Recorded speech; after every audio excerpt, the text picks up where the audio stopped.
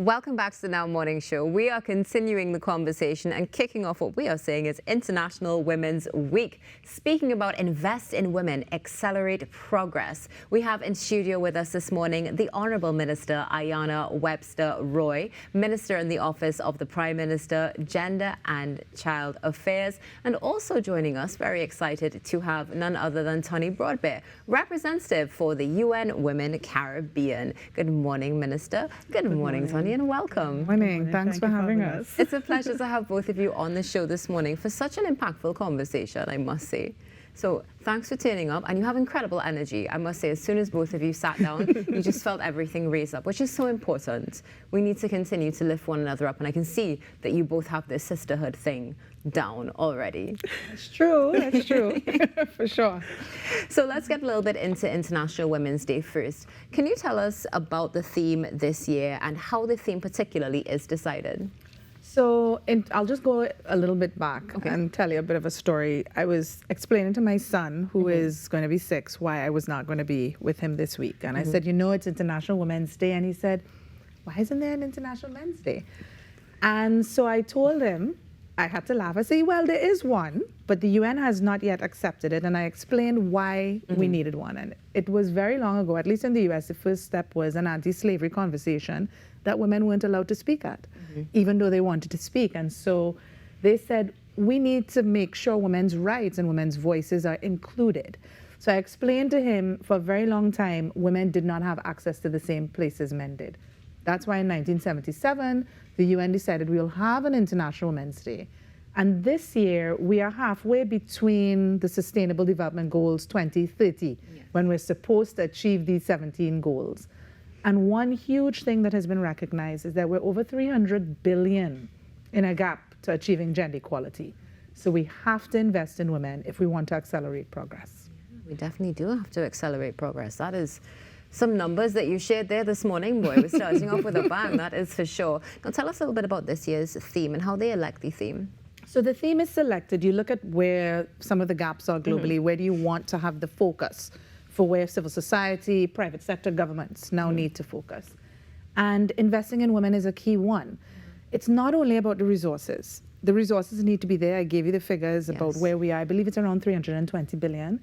But beyond that, we need to be now looking at the physical and time investment in women. We look at time use. During COVID-19, we all felt what it was like to educate children at home, and the responsibilities that women have started to become quite clear. How do you invest in women in that way so that early childhood education? Trinidad and Tobago invests more in social protection than many countries in the entire Caribbean and globally, which is great. How do we make sure it is most effective for women? And also ending violence against women and girls.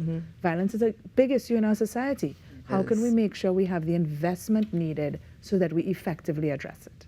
Definitely. And this is now bringing you into the conversation, Minister. This is where we see this relationship really develop and show its strength. Can you tell us a little bit about how the UN Women and governments are working together to invest in women for the future? Again, good morning, Natasha. Good morning, Trinidad and Tobago, and thank you for having us. So Trinidad and Tobago is very fortunate to be part of the Spotlight Initiative to end family violence. And in the Spotlight Initiative, a particular focus was placed on women and girls. The Spotlight Initiative was co-supported by the United Nations as well as the European Union.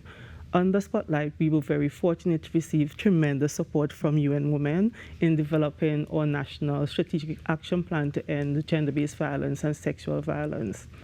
The NSAP is a collaborative effort bringing together not only government agencies but civil society as well as our international development partners. The plan across the next 5 years would cost over $100 million. And this is where beautiful collaboration and partnerships come in. The bulk of that will come through the support of various agencies out of the UN. Government's direct investment over the next 5 years will be just over $10 million. I want to also note that while we are launching it officially today, that much of the work has commenced under the NSAP. Right. There's been implementation across various ministries and agencies, and even some of the civil society organizations, they have been doing their work as well. Today, when we launch the NSAP, it is an opportunity for all of Trinidad and Tobago to hold us accountable, creating that awareness around the NSAP. So the NSAP has core principles: protection, prevention, penalties, also the provision of retribution or redress for those persons who may have been victims of gender-based violence, as well as also the creation of that awareness around the issues around gender-based violence in Trinidad and Tobago. One of the key things that we noticed coming out of the development of the NSAP is the importance of collaboration and the importance of partnership in dealing with issues around gender-based violence and sexual violence in Trinidad and Tobago. And as I have mentioned before, it brought together various sectors and agencies. So we had civil society working alongside government, working alongside private sector, working alongside international agencies to have this plan developed and accepted by Cabinet. I want to let Trinidad and Tobago know that another exciting thing that we can look forward to in terms of government's investment in some of our most vulnerable is also our launch of the STEP program, which we've done during this week as we observe the celebration of International Women's Day. So the STEP program is the Survivors Transformation and Empowerment Program. And that provides an opportunity for not only persons who may have been survivors or victims, but also for those persons working in the field, the NGO sector, to receive opportunities for funding as well as technical support as you roll out a response. Wow. This is very impactful, yes, I have to say, listening to what has been done. And I can only imagine how long this took. Could you give us a time frame of how long you've been working on this? This has been a journey. When I became minister, I met a rough draft of an attempt to develop a national strategic action plan to end gender-based violence. But the intentional work would have commenced under the Spotlight Initiative. Yes. And I want to commend civil society in Trinidad and Tobago because they advocated long and hard for us to have the NSAP not only revised but accepted by Cabinet. And under Spotlight, as I said, Spotlight brought together various agencies, various interests. And under the Spotlight Initiative, we were able to have it reviewed, fine-tuned, costed, because that is important. And in doing that process, we recognize that a lot of the things that we wanted to see happen was already happening. And that gave us the further push to say, yes, we can move forward with this. And again, you know, the need for money, the need for funding, the need for technical support. UN would have been there, the UN women, and I want to say thanks to Tonni again, would have been there to guide the process and to ensure that, yes, it is over $100 million, but look, we are investing, we are contributing this amount, and the direct cost to government over the next 5 years would be 10 million, just over 10 million, spread across various ministries and agencies. Now, as you mentioned agencies, let's go to the execution of the plan. Who are the main agents who are involved in this? So apart from the government ministry, so we have Office of the Prime Minister leading in terms of that public sensitization, etc. We have the Ministry of Education, a key player, because we have to tackle our children and the way we educate them. We have the Ministry of Social Development and Family Services. Tonni mentioned that our contribution to the social safety net in Trinidad and Tobago over the years would have been the largest ever. Our government continues to put a lot of money behind supporting the vulnerable. We have the police service, we have the judiciary, we have civil society. What it does, it brings together all of society, not just government. Yeah. Because for us to really address issues around gender-based violence on the whole, what is required is an all-of-society approach, not just government doing it. We need all hands on deck. We need all persons working together, committed towards ending this scourge in our society. I couldn't agree with you more in that respect. We need all hands on deck for this. This is not something where it takes two hands to clap, as we say in so many instances, and this is definitely that. And we're seeing two hands and so many more clapping in this instance as well. So, Minister, you were speaking about gender-based violence. Tonni, let's bring you back into the conversation and speak about the data. What do you see for the region and for Trinidad and Tobago in terms of GBV? So, and I'll talk about the data, and it's important to understand the difference between prevalence data and administrative data and what it's telling us. So administrative is who goes to the courts, the police, the civil society, the healthcare sector. And that tells you a small portion of who's going to seek help. It can go either way. It could be that people now trust the system, so you see more people turning up, or people don't trust the system, so you can't say if it's high or low that this is a good thing or a bad thing. Prevalence is how much is actually occurring, whether you go for help or not. And in Trinidad and Tobago, it's 44%. We have jurisdictions in the region where it is 49%, 55%, and that is the percentage of women who have ever been in a relationship that have experienced some form of violence, whether it is physical, emotional, or economic. One of the most important things that I heard recently in terms of how we deal with this, because you don't want the data to come out and people say, see, nothing is working, all of this money is being invested. That's not the case at all. We have stronger legislation because of the work. We have a government-run shelter now because of the work. We have the shelter, civil society-led shelter, strengthened because of the Spotlight Initiative, and kudos to the European Union and the entire UN system for collaborating on this initiative. But we have a violence problem. And when you have a violence problem, people then go to violence as a tool for conflict resolution, a tool to demonstrate whatever it is they're feeling that they cannot use words, they go to violence. And when you have vulnerabilities, when someone thinks that they're stronger than you, then they use either physical violence to do that. And in our society, it's very normalized. Yes, I mean, we don't have to scratch too far on the surface. You can look at your grandparents, you can look at your neighbors, and see that this was something that was once used in a loving relationship, which is why the work being done is not just about alienating those who perpetrate violence. You must be held accountable, but we love many perpetrators, right? How can we rehabilitate perpetrators? It has to stop. They need to be held accountable.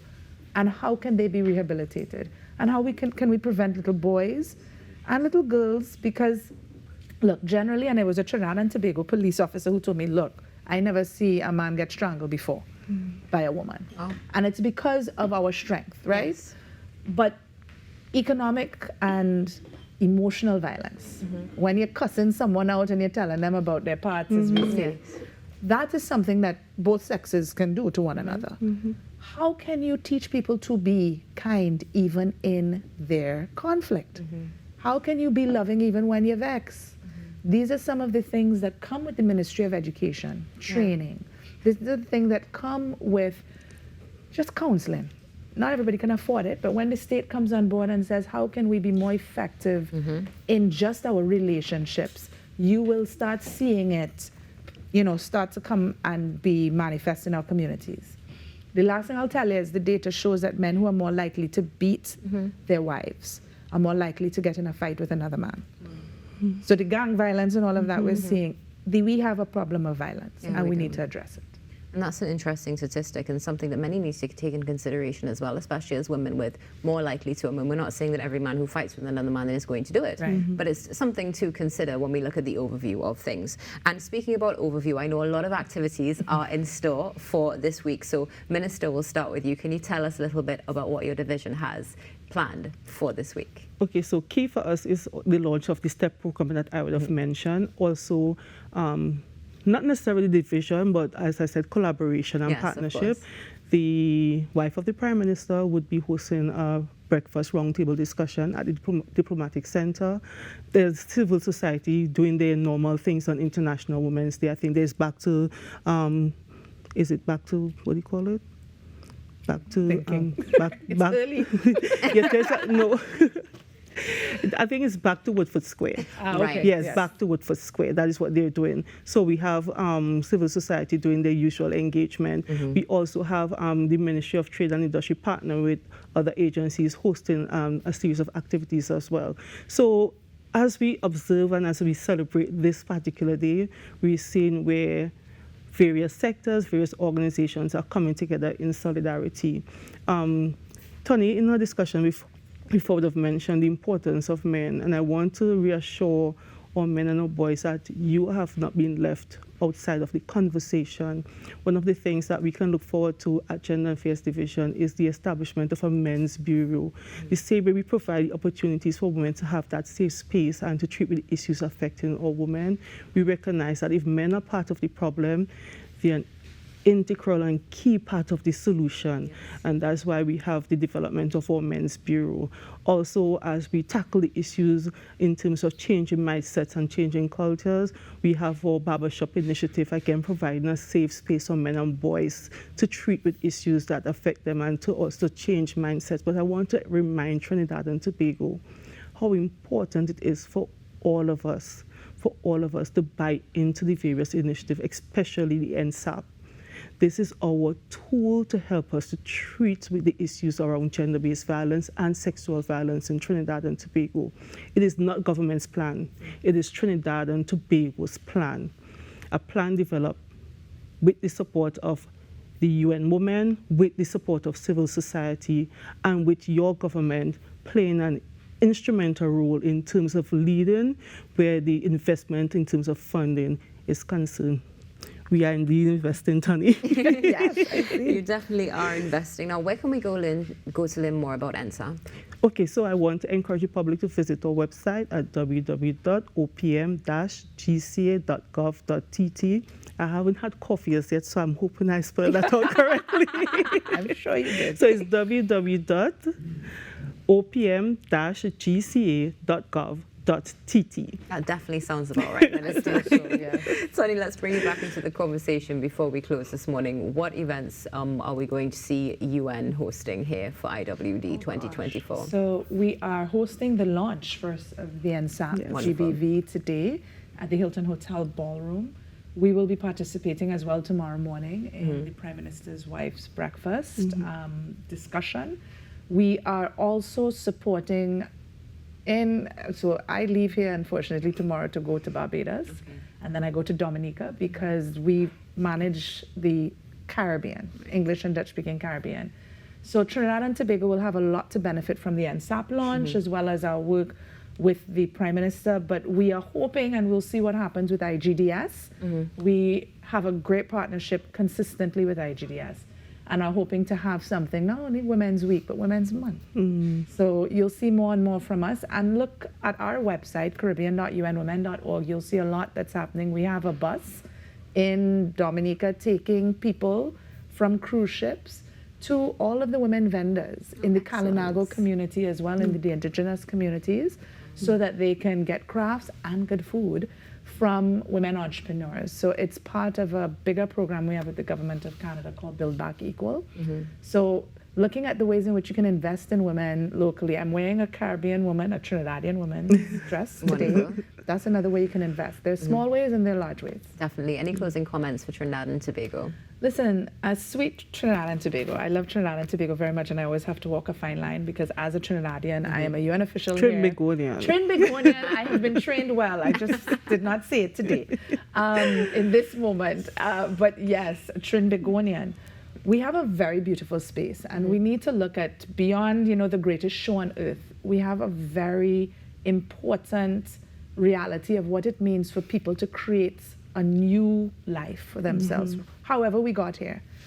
And the beauty of Trinidad and Tobago is how we have been able to do it collaboratively. It's not perfect, but we need to also focus on what works and how we can invest in what is working rather than only looking at what is not. Agreed, definitely. Right? So this is a beautiful country. Let us make it violence-free. Yes, agreed. Minister, any brief closing comments for the nation? Just like Tonni, I strongly believe in the goodness of the people of Trinidad and Tobago and our potential to be a beacon of light for the rest of the world. And I want to reassure the public that your government, we are committed to working towards ensuring that we have a safer Trinidad and Tobago for all. We are investing in you. We are investing in the various sectors. We are investing in the framework that is required to provide us with a safer Trinidad and Tobago. All we're asking is for all of us to work in collaboration, in partnership, all hands on deck.